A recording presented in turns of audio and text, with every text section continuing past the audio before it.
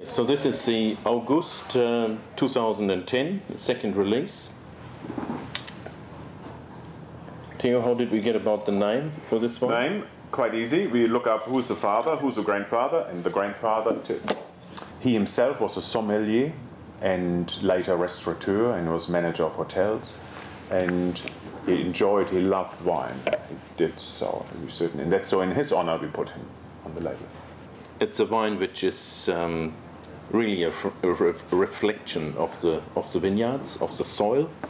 I think traditionally Marlborough Sauvignon Blanc has been all about everything that is growing above the soil, which is the leaves, the flowers, the fruit, and because we've got an abundance of fruit in Marlborough Sauvignon Blanc, the aspect or the component of minerality or soil-derived structure in the wine is has got a lot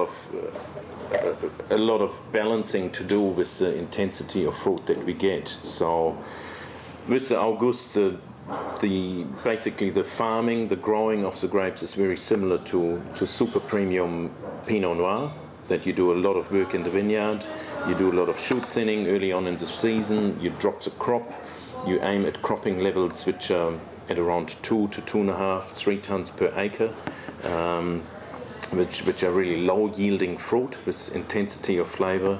There's a lot of leaf plucking done, which is basically stripping the fruit zone off the leaves to expose the bunches to the sun.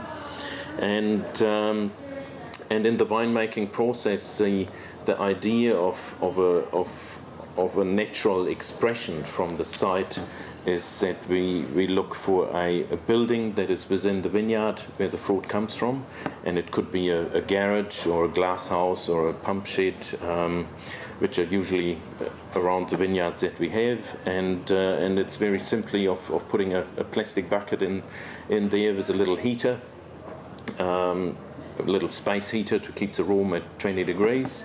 You squeeze a few grapes out, you got the juice slowly starting to ferment, and every second or third day as you go through the vineyard to look at the maturity of the crop, you add a little bit more juice to the starter to get some yeast growing and feed it.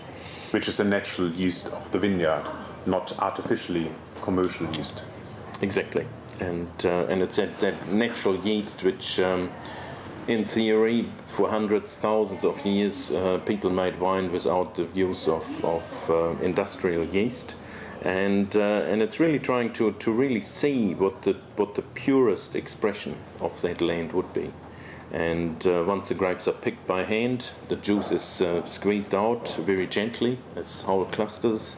And we just add the bucket or two of fermenting juice that we've got already to the juice that we just squeezed, and we use old barrels. We don't want any new wood flavor, and it just quietly ferments in the barrels. And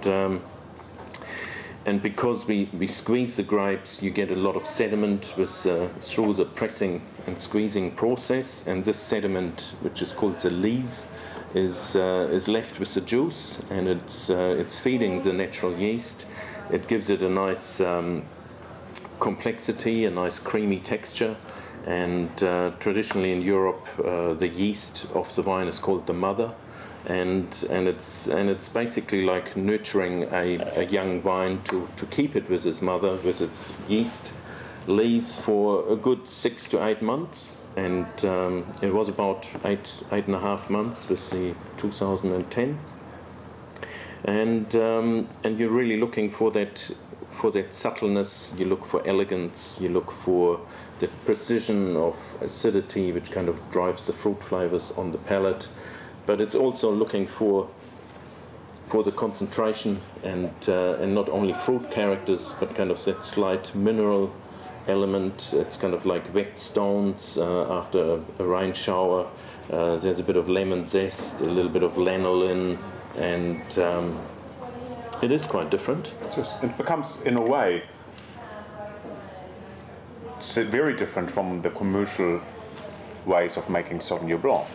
And it would be, to my opinion, perhaps less of a love at first sight for some people, where our standard one is love at first sight for many people. But as you drink more, you experiment more. It's like when you perhaps first do your cooking or you have foods, you get into the fancy stuff later. But it's a style, and it's a young industry in total. Give it another 5 years or 10 years, you don't know what else comes out. I'm looking really forward to these times.